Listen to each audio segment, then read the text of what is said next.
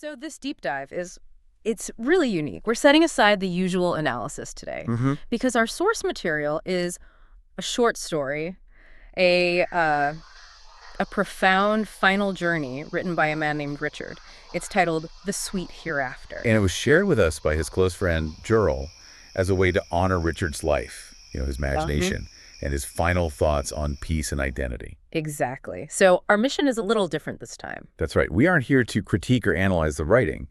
We're simply here to share his voice. Think of us as guides. Yeah, guides through a narrative that is, on one hand, epic in its spiritual scope, but also just so deeply intimate in its details. This story is Richard's gift. We want to let his words breathe.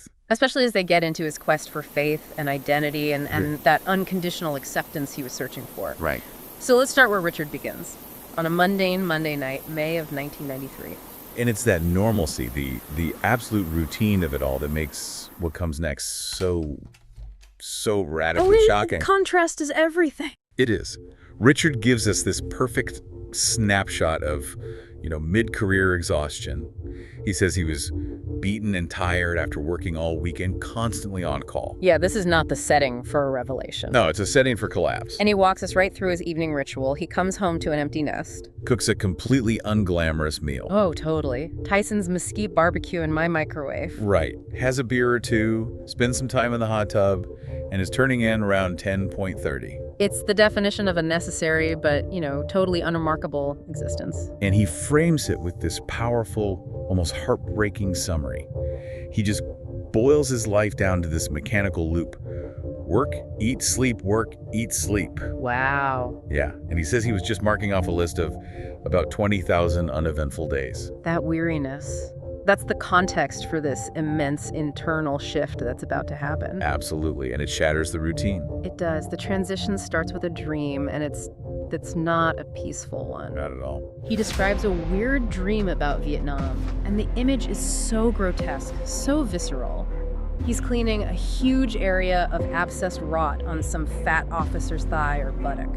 It's medically horrifying, emotionally draining. And you have to wonder, right, does he suggest that this vision of rot and suffering was somehow necessary before he could see the sublime? It's like he has to go through the muck first. Exactly. He moves from the reality of physical decay, right there in that dream, straight into this immaculate celestial ascent. It's a kind of complete spiritual purification. And it's instantaneous. He writes, he soon found myself transported into this huge high-ceilinged room with an endlessly high wall. So he's gone from a small, dark bedroom to this infinite soaring space. And the space doesn't just surround him, it remakes him. Yeah, he says he suddenly appears 16 years old, the age of promise maybe. And he's all perfect looking with no scars or anything detracting from my appearance. All the flaws of those 20,000 uneventful days are just erased. The weary physician is replaced by the unspoiled kid. His appearance is simple. Loose white garments, no shoes, no socks, no hat.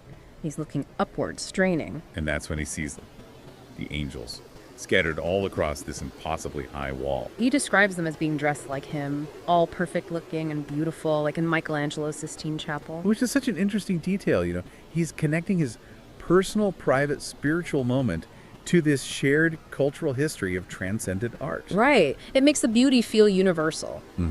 And then the sound begins. He looks up and he starts singing a hymn, one he loved as a kid, but it's just in a tiny, weak voice. A hesitant start. Very. But that hesitation is met with guidance.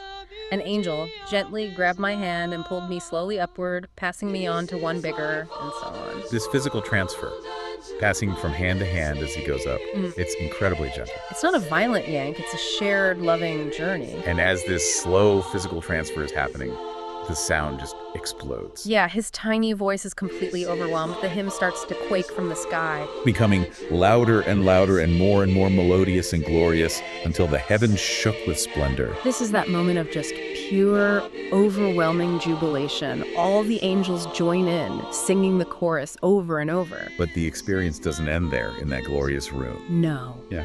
And this is where the story takes a really unique turn. He writes that he's suddenly wide awake in his bed, staring at the ceiling, but at the same time he is also in the ceiling, looking down at himself in the bed. Wow. I mean, that is an astonishing description of an out-of-body event. It is.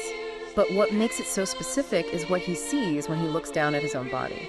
What's that? He says his head was normal, but his body was a round pool of brilliant, flickering stars. Oh, come on. The man who ate microwave barbecue is now a constellation. Exactly. His mortal body is pure cosmic energy. And to make sure he knows it's real, the sound is still there. The hymn continued in all its glory. And he makes a point to say it. I swear to you that I was awake. He's looking at his own starlit self while the music of the spheres is shaking the ceiling of his bedroom. He figures it lasted for maybe 20 or 30 minutes. Long enough to really take it in, to know it's real. So eventually he gets up. He has to confirm his reality, right? He walks into the bathroom to make sure he's still me. And is he? Well, the confirmation isn't just that he's physically there, it's the emotional change. His eyes were wide open, and he had a peaceful smile on my face. And as the music slowly disappeared when he went back to bed, it left something behind. A profound residue. He calls it a feeling of pleasure, peace, and serenity that was beyond any earthly description. And he says, crucially, he'd never felt so entirely at peace with myself and my whole world. And he was afraid to move, right? For fear the feeling would just cease. He was. But it stayed. He woke up to the alarm, and the peaceful smile, that oneness with my God and my world, was exactly as it had been. And this is such a vital part of the story's power. It's not just an internal feeling. There's an immediate, tangible change in his behavior. Yeah, when he showered and went to the hospital for rounds, he had a visible glow on, and everybody could tell. His colleagues, the nurses, were amazed by my excellent mood, the smile, and my newly found gracious behavior. The celestial vision had a concrete, immediate impact on his work life. And he told them the story in detail. He did, and the interpretations start flying. They suggested astral experience or a classic out-of-body phenomenon. And how did they react? He says they were incredibly pleased for him, but also a bit jealous because, how often does that happen? These profound spiritual confirmations are exceptionally rare. And the change wasn't just his mood at the hospital, it was his whole disposition. He had to drive to Modesto that day for disability examinations. A task which, would normally require a lot of scrutiny. It could breed cynicism. And he says his usual degree of cynicism was gone. It's just gone. He couldn't even bring himself to try and spot a fraud. He was simply giving all patients the benefit of the doubt. That is a huge shift. The peace he found made judgment impossible. Right, so the certainty he gained wasn't passive.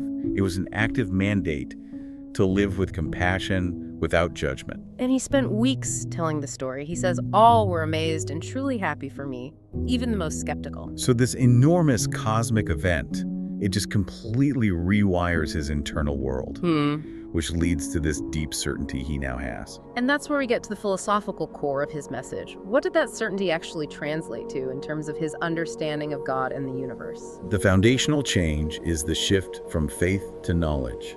He states it so clearly. No longer did I wonder, is there really a heaven or a hereafter or a God? No longer did I have to have faith, because now I know. That's a critical distinction, isn't it? For someone whose life was based on belief and struggle, what does that transition to definitive personal knowledge actually mean? It means the end of doubt and the beginning of real peace. He says he received a message in a celestial language that was clear. He will go to heaven. And that heaven is truly wonderful and pleasureful and serene and filled with jubilation. And the practical takeaway from that: no one should fear death. That's the universal message. But the most critical personal revelation, it's deeply intimate. It addresses the core of his lifelong conflicts. I want. He states, emphatically, most of all, though, I know that God loves me, and I mean all of me. That phrase, all of me, that's everything. That is the key. He addresses that internal struggle, the fear that his sexuality would lead to harsh judgment. And he says, no, I know God does not judge me for it. In fact, the feeling he got was the opposite. He believes God maybe loves me more because of the struggles and conflicts which crisscrossed my entire existence. So the struggle isn't a failure, it's a mark of honor. It's this powerful message of unconditional love that sees difficulty as merit. Which leads him straight to his conclusion on human difference. He asserts that God loves diversity, or he wouldn't have made us all so different from each other. His personal truth becomes a universal truth about creation. And the universal mandate from this whole transcendent experience, it boils down to something so simple, so human. Live with honesty and with compassion for ourselves as well as for our neighbors. It brings the cosmic right back down to how we treat the person next to us. It's an incredibly grounded conclusion, but there's one final, strange, almost anticlimactic detail that follows all this. The case of the lost and found hymn. Exactly. The weird consequence of witnessing the heavens shake was that when he woke up, he couldn't remember the hymn at all. Not the words, not the tune. It drove him nuts. He wanted to sing it driving or whistle it in the kitchen, but the memory was just, it was gone. Can you imagine that? You've just experienced the ultimate celestial chorus, and now you can't even hum it on the way to the OR. The spiritual glory was there, but the earthly language vanished. So then, a few weeks later, he goes home to Massachusetts for his nephew Jason's graduation. He pulls an old hymnal out of his mother's piano bench, and there it is. He finds it immediately. The title, "This is My Father's World." He must have been ecstatic. He was. He immediately sang it without even looking at the words, just letting the memory flow. But when he finally checked the written lyrics, they were different. Completely different from the song he'd heard shaking the heavens. So he hadn't heard the traditional version. He had heard his own. His own. His customized, personalized language of glory.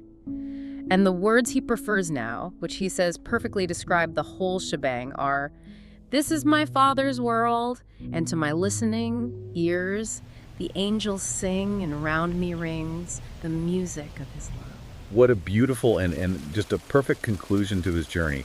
Richard took this monumental spiritual experience and anchored it not just to love and forgiveness, but to embracing one's own truth. His story goes from the ordinary Tyson's Mesquite barbecue to a celestial body of flickering stars, and finds its final piece in a deeply personal revised hymn. It really is a powerful and loving final statement. It's not about a distant, harsh authority, but about a presence that cherishes all of me and specifically celebrates the struggles that shape us. A message of profound personal acceptance that he carried and shared. Absolutely. And it leaves us with a provocative thought, something for you, the listener, to mull over. Richard's memory lost the traditional words to the hymn, right?